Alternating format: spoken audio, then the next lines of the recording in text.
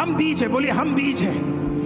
दूसरा परमेश्वर ये भी कह रहा है तुम्हारे हाथों में भी परमेश्वर ने कुछ बीज दिए हैं। हम सबके हाथों में परमेश्वर ने क्या दिया है? बीज दिया है। आमीन। हमारे बच्चे हमारे बीज है, हमारा नौकरी हमारा बीज है, हमारा बिजनेस हमारा बीज है, हमारा आइडियाज हमारा बीज है। कुछ बीज परमेश्वर ने हमें दिया हुआ है, हम खुद भी बीज है। अब देखिए, जब परमेश्वर आपको कुछ बीज देता है तो बीज अगर कहीं पे रखा हो, बीज का कोई मूल्य नहीं है, बीज का कोई मूल्य, कोई फायदा नहीं है बीज का। बीज बीज है।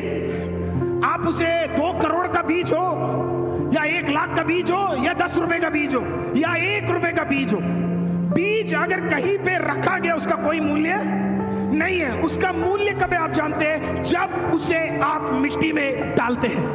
हालेलुया। हमारा कोई मूल्य नहीं है, हम ऐसे ही इधर पड़े रहेंगे, हमें कोई फायदा। लेकिन जैसे ही हमें मिट्टी में डाला जाता है, हमारा मूल्य वहां से शुरुआत होना शुरू होता है। हालेलुया। हम में से सब लोग चाहते हैं कि हम वैसे ही रहें, बिल्कुल धूप ना लगे, बाहर ना निकले, कोई परेशानी ना हो। हम कभी बढ़ेंगे नहीं। जब एक उकाब को आप देखेंगे तो उकाब अपने बच्चे के लिए क्या क्या करती है आपको पता है? वो ऐसा घोंसला बनाती है कि कोई उस उकाब के बच्चों के पास तक ना पहुंचे। वो खाना लेके आती है, वो खाना उसे अपने चोंच से क्या करती है? खिलाती है। अपने चोंच से वो उसे सुलाती है, अपने चोंच से वो उसे सहलाती है, अपने चोंच से वो उसे संभालती है। लेकिन जब वो तकरीबन 3 साल की हो जाती है तो वही चोंच लेकर वो क्या करती है? आमीन। उस छोटे से उकाब को लेकर आमीन बड़े हाइट में छोड़ देती है। आप जानते हो, क्योंकि उकाब हर दिन घोंसले में पड़ा रहेगा। आमीन। तो उस उकाब का कोई फायदा नहीं है। आपको और मुझे अगर घोंसले के अंदर रखा जाएगा तो आपका और मेरा कोई फायदा नहीं है। आमीन। संभालने वाला एक दिन था, खाना देने वाला एक दिन था, लेकिन ऐसा भी दिन आएगा जब खुदा उठाएगा और जिस हाथों से खिलाया उसी हाथों से तुझे फेंकेगा, ताकि तू उड़ सके, सीख सके, बढ़ सके, जान सके। हालेलुया। तो बीज का कोई वैल्यू नहीं है जब तक वो मिट्टी में ना जाए। आपको और मेरा प्रार्थना ये होना चाहिए कि परमेश्वर मुझे कहां पे डाल? मिट्टी में डाल। मिट्टी आसान जगह नहीं है। हालेलुया।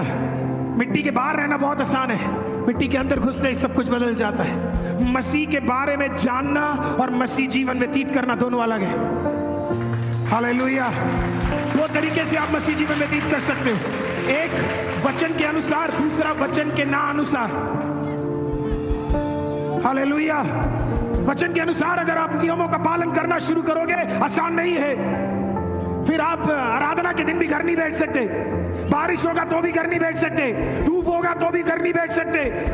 हालेलुया। आपको आना ही पड़ेगा, आराधना करना ही पड़ेगा। पसीना है तब भी करना पड़ेगा, बारिश है तब भी करना पड़ेगा, भूख है तब भी करना पड़ेगा, कठिनाई है तब भी करना पड़ेगा, क्योंकि हमने मसीह जीवन में अपने आप को ढाला है। हालेलुया। मैंने हमेशा देखा जो एक मसीह है, जो एक असली मसीह, उसके पास बहाने नहीं होते। असली मसीह कभी बहाना नहीं मारता। 2 घंटा दूर है, 1 घंटा दूर है, बारिश हो रही है, तूफान है, उसे फर्क नहीं पड़ता, क्योंकि वो मसीह है। उसे पता उसके मिट्टी का वैल्यू क्या है, उसे पता उसी मिट्टी में जब मैं कदम रखूंगा तो ही मेरा बढ़ना होगा, इसके लिए उसे फर्क नहीं पड़ता है। हालेलुया।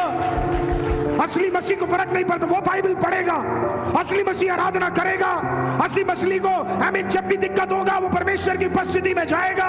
उसके पास बहाने नहीं है, नींद उसका बहाना नहीं है, थका होना उसका बहाना नहीं है, वो मसीह है।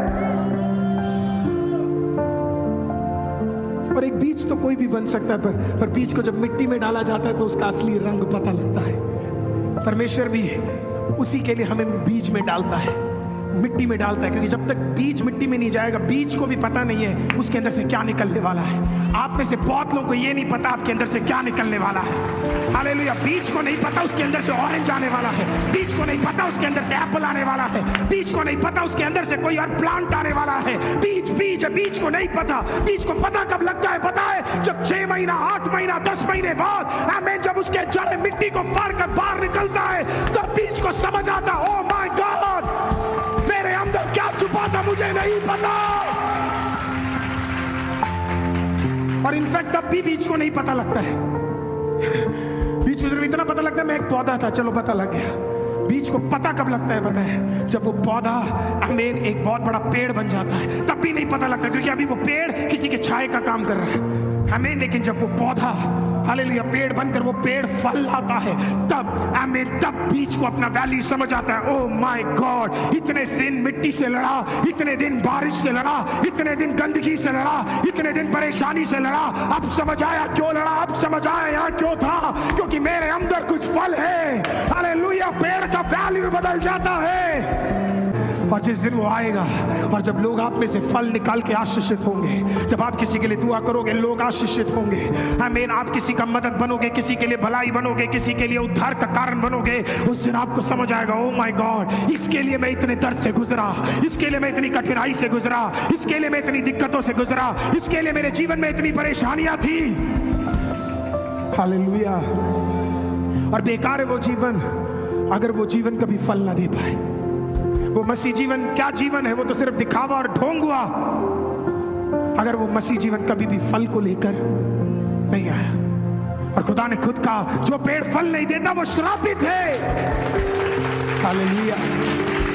मेरा सबसे बड़ा डर ये है कि खुदा मैं आराधना करूं, मैं सब कुछ करूं, प्रार्थना करूं, मैं चर्च जाऊं, लेकिन अगर मेरे अंदर से कोई फल नहीं निकला तो परमेश्वर उस सब के बाद मुझे क्या बोलने वाला पता है? तू श्रापित है।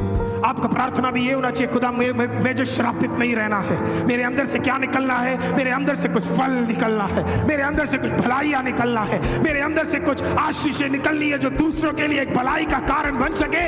इसके लिए मुझे उस रूप में बढ़ा के ले जा परमेश्वर। बीज शेल्फ में पड़ा होगा तो कोई वैल्यू, दुकान में पड़ा होगा तो कोई वैल्यू नहीं है। बीज का जो वैल्यू दुकान में है उससे 1000 गुना ज्यादा वैल्यू उसका पेड़ बनने में बन जाता है। हालेलुया। आज आपका जो भी वैल्यू है यीशु के नाम से मैं आपको बताता हूं, जिस दिन परमेश्वर आपको वो पेड़ बना देगा जो आपको बनना चाहिए, आमीन, आपका आज के वैल्यू से 1000 गुना ज्यादा आपका वैल्यू बन जाएगा। मैं नहीं जानता, कल शायद आप CEO बन जाए, कल आप किसी कंपनी के CEO बन जाए, कल आपके पास बड़ा बिजनेस हो, कल आपके पास बड़ा नौकरी हो, कल हो सकता है आप एक बड़े प्रचारक बने, हो सकता है कल आप बड़े आराधक बने, हो सकता है परमेश्वर के नाम में खुदा आपको उपयोग करे। याद रखना उसका कार्य क्या था? मिट्टी के अंदर जाने के लिए तू तैयार था, इसके लिए खुदा तुझे उपयोग करने के लिए तैयार था। हालेलुया।